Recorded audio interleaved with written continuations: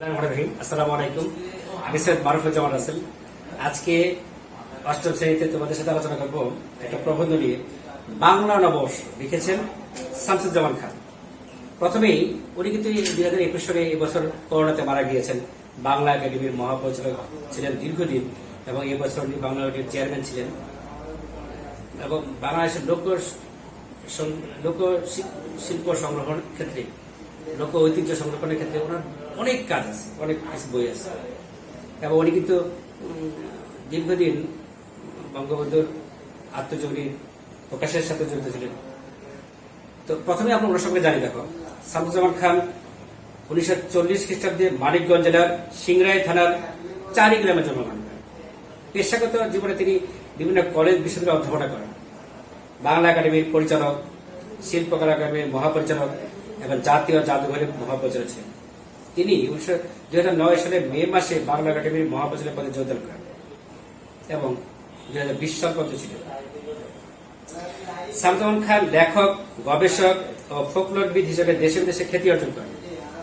তার রচিত উল্লেখযোগ্য গ্রন্থগুলো হচ্ছে প্রবন্ধ গ্রন্থ কি নানা প্রসঙ্গ, গণসঙ্গীত, মাটি থেকে মহিরুহ, বঙ্গবন্ধুর সঙ্গে আলাপ এবং প্রাসঙ্গিক কথকতা, মুক্ত বুদ্ধি, ধর্মনিরপেক্ষতা ও সমকাল, আধুনিক ফোকলোর চিন্তা, ফোকলোর চর্চা, রম্য রচনা, ঢাকায় রঙ্গ রসিকতা, গ্রাম বাংলা রঙ্গ রসিকতা, শিশু সাহিত্য দুনিয়া মাতানো বিশ্বকাপ, লোভী ব্রাহ্মণ ও তেনালিরাম, ছোটদের অভিধান যৌথভাবে প্রকাশ করেছেন। এটা শামসুজ্জামান খান বিপুল কর্মজগতের স্বীকৃতি স্বরূপ অগ্রণী ব্যাংক পুরস্কার, কালো শাহ পুরস্কার, দীনেচন্দ্র সেন ফোকলোর পুরস্কার, আব্দুর রব চৌধুরী স্মৃতি গবেষণা পুরস্কার, দেওয়ান মর্তুজা পুরস্কার, শহীদ সরোয়ার্দী জাতীয় গবেষণা পুরস্কার, বাংলা একাডেমি পুরস্কার এবং 21 পদক লাভ করেছে।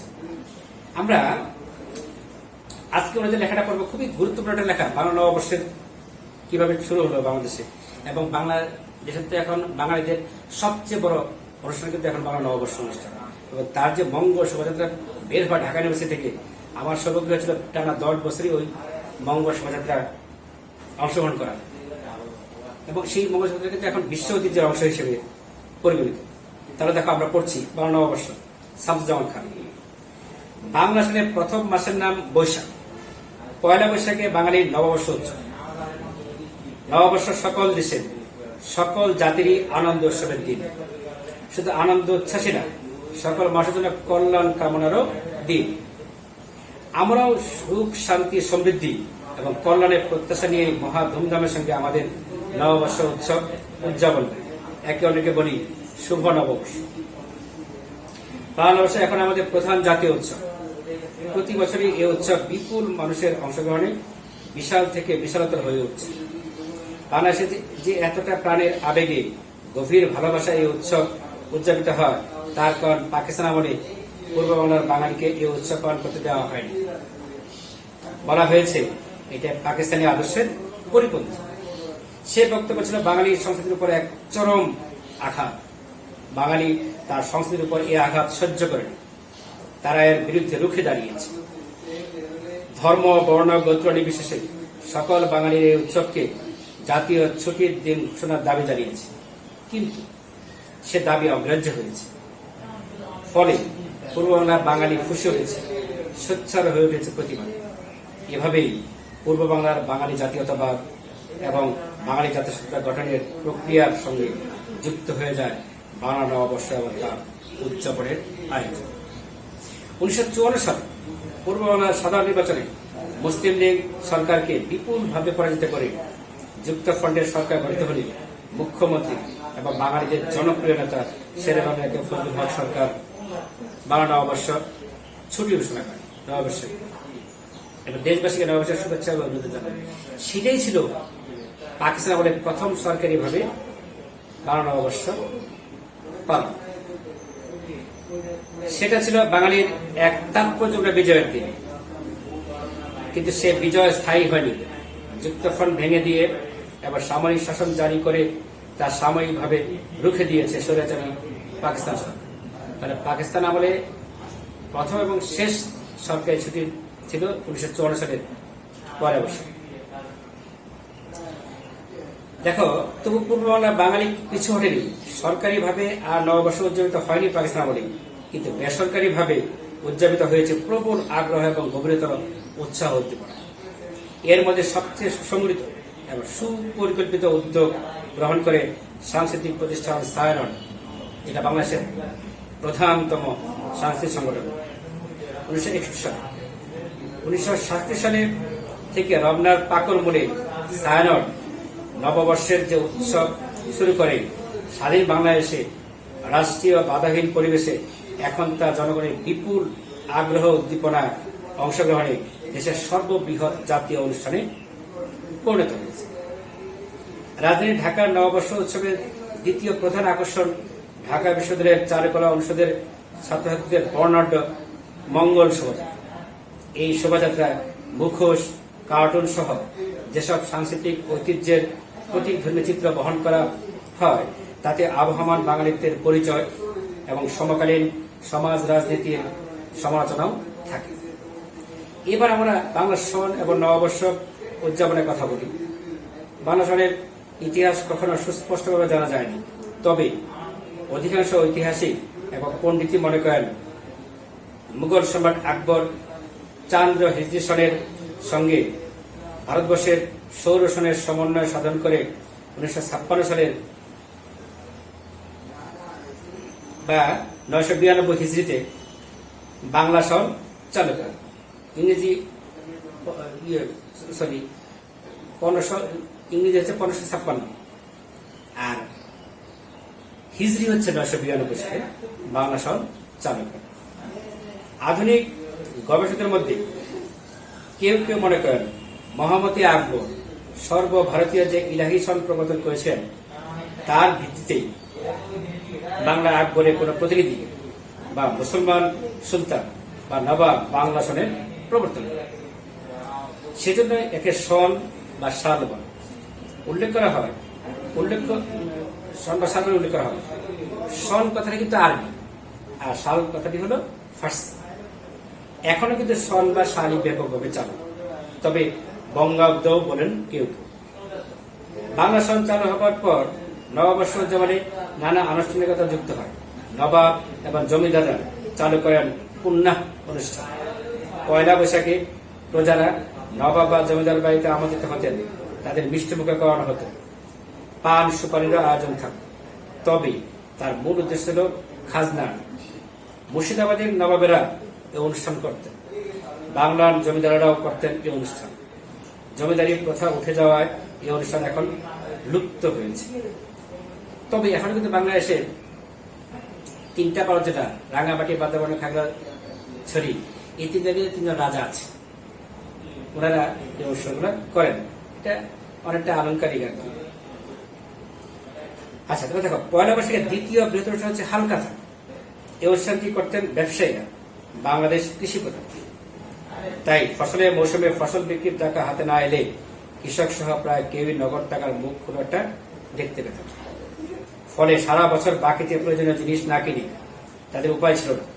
পয়লা বৈশাখের হালখাতা অনুষ্ঠানে তারা দোকানীদের বাকির টাকা মিটিয়ে দিতেন, অন্তত আংশিক পরিশোধ করেও নতুন বছরের খাতা খুলতেন। হালখাতা উপলক্ষে দোকানীরা ঝালর কাটা লাল, নীল, সবুজ, বেগুনি কাগজ দিয়ে দোকান সাজাতেন। ধূপ ধুনা জ্বালানো হতো, মিষ্টি মুখ করানো হতো গ্রাহক খরিদ্দারদের। হাসি ঠাট্টা, গল্প গুজবের মধ্যে বকেয়া আদায় এবং উৎসবের আনন্দ উপভোগ দুই সম্পন্ন হতো। হালখাতাও এখন আর তেমন সাড়ম্বর উদযাপিত হয় না।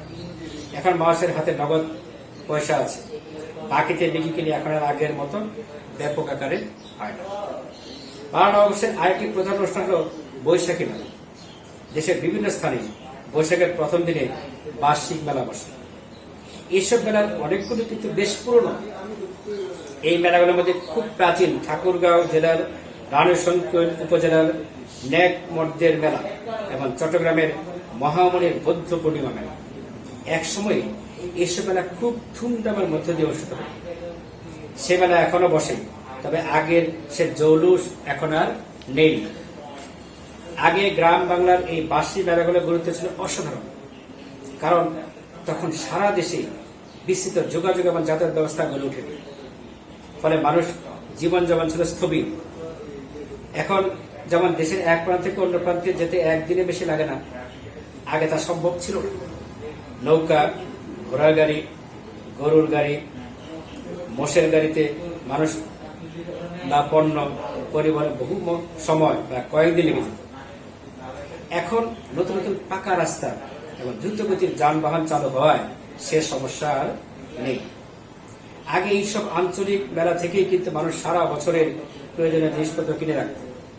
তাছাড়া এইসব মেলা অঞ্চল বিশেষের মানুষের মিলন মেলাও পরিণত হত।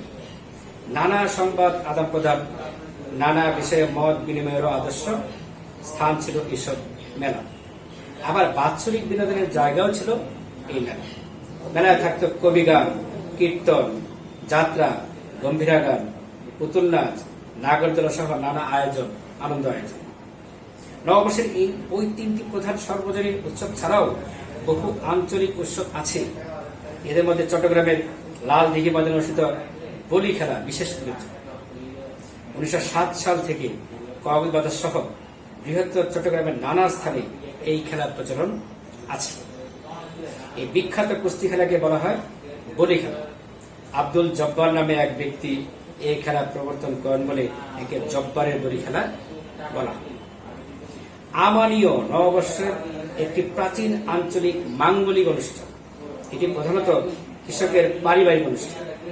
চৈত্র মাসের শেষ দিনের সন্ধ্যারাত্রে গৃহকর্ত্রী এক হাঁড়ি পানিতে স্বল্প পরিমাণ অপক্ষ চাল ছেড়ে দিয়ে সারা রাত ভিজিয়ে দেন এবং তার মধ্যে একটি কচি আমের পাতাযুক্ত ডাল বসিয়ে রাখেন। পয়লা বৈশাখের সূর্য ওঠার আগে ঘর ঝাড়ু দিয়ে গৃহকর্ত্রী সেই হাঁড়ির পানি সারা ঘরে ছিটিয়ে দেন। পরে সেই ভেজা চাল সকলকে খেতে দিয়ে আমের ডালের কচি পাতা হাঁড়ির পানিতে ভিজিয়ে বাড়ির সকলের গায়ে ছিটিয়ে দেন। তাদের বিশ্বাস এতে বাড়ির সকলের কল্যাণ হবে, নতুন বছর হবে সুখ, শান্তি এবং সমৃদ্ধি। এই অনুষ্ঠান এখন খুব একটা দেখা যায়। নববর্ষের এ ধরনের আরো নানা অনুষ্ঠান আছে। তোমরা নিজ নিজ এলাকায় খোঁজ দিলে তার সন্ধান পাবে। তোমাদের সঙ্গে পরিচয় ঘটবে নানা ঐতিহ্য এবং সংস্কৃতির বৈচিত্র্যতা বা বৈচিত্র্য। পার্বত্য চট্টগ্রামের পাহাড়ি এলাকাতেও নববর্ষের উৎসব হয় নানা আনন্দময় ক্রীড়া প্রতিযোগের মধ্য দিয়ে। এরা বৈশুক, সাংরাই এবং বিজু তিনটিকে একত্রে করে বৈশাখী নামে উৎসব। গ্রাম বাংলা নববর্ষে নানা খেলাধুলার আয়োজন করা হতো। মানিকগঞ্জ, মুন্সিগঞ্জে হতো গরুর দৌড়, হাডুডু খেলা। ব্রাহ্মণবাড়িয়া মোরগ লড়াই, কিশোরগঞ্জ এবং আমার নেত্রকোনায় এবং নড়াইলে সারেল লড়াই এখনো হয়, তবে আগের মতো জৌরুসার নেই। আধুনিককালে নব আঙ্গিকের বর্ষবরণ উৎসবের সূচনা হয় কলকাতার ঠাকুর পরিবারে, মানে বিখ্যাত আমাদের বিশ্বকবি রবীন্দ্রনাথ ঠাকুরের পরিবারে এবং শান্তিনিকেতন রবীন্দ্রনাথের উদ্যোগে। সেই ধারা ধীরে ধীরে সারা বাংলায় ছড়িয়ে পড়ে। আমাদের নববর্ষ উৎসব 52 সনের ভাষা আন্দোলনের পর নতুন গুরুত্ব এবং তাৎপর্য লাভ করে। আগে সাংস্কৃতিক সংগঠন ছায়ানটের আয়োজনের কথা বলেছি। এছাড়া বাংলা একাডেমিতে বৈশাখী এবং কারু পণ্য মেলা এবং গোটা ঢাকা বিশ্ববিদ্যালয় ও রমনা এলাকা পয়লা বৈশাখের দিনে লক্ষ মানুষের পদচারণায় মুখর হয়ে ওঠে। নতুন পাজামা পাঞ্জাবি পরে ছেলেরা এবং নানা রঙের শাড়ি পরে নারীরা এই অনুষ্ঠানকে গৌরীল করে দেয়। বাংলাদেশে একমাত্র অসাম্প্রদায়িক অনুষ্ঠান যেখানে সকল ধর্মের মানুষ স্বতঃস্ফূর্তভাবে প্রাণের তাগিদেই যোগদান করে। রবীন্দ্রসঙ্গীত, নজরুলের গান, লোকসঙ্গীত এবং বাঁশির সুরে মাতোয়ারা হয়ে ওঠে সমবেত আবাল বৃদ্ধ বনিতা। আনন্দময় এবং সৌহার্দ্যপূর্ণ এই পরিবেশ আধুনিক বাঙালি জীবনের এক গৌরবময় বিষয়। তাহলে দেখো, বাংলা অবশ্য যে আমাদের ঐতিহ্যের সাথে মিশে গিয়েছে অনেক আগ থেকে, শত বছর আগ থেকে, এটা ধ্রুব সত্য এবং আমরা অবশ্যই এই অনুষ্ঠানগুলোকে লালন করব, এতে আমাদের ঐতিহ্য সংস্কৃতিকে তুলে ধরার অনেক বড় সুযোগ তৈরি হয়। অসংখ্য ধন্যবাদ। এবং তোমরা অবশ্যই আমাদের নিজস্ব সংস্কৃতির গুরুত্ব অনুধাবন করবে, সেই জন্যই কিন্তু, এবং সেগুলো লালন করবে, নিজেরা পালন করবে, অন্যকে পালন করার সুযোগ দিবে বা আনবে এখানে, সেই জন্য কিন্তু প্রবন্ধটি তোমাদের সামনে উপস্থাপন করা হয়েছে। অনেক ধন্যবাদ। সুস্থ থাকো, ভালো থাকো এবং অবশ্যই শাড়ি দ্রুত বাজার আগে বাইরে বের হইলে এবং স্বাস্থ্যবিধি মেনে চলবে। হ্যান্ড মাস্ক এবং হ্যান্ড স্যানিটাইজার নিয়ে বের হবে। অসংখ্য ধন্যবাদ।